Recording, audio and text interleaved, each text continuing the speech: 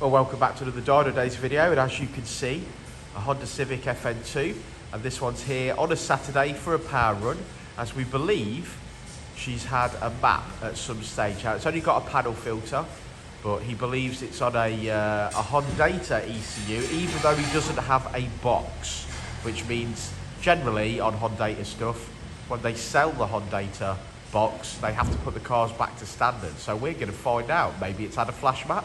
Let's see.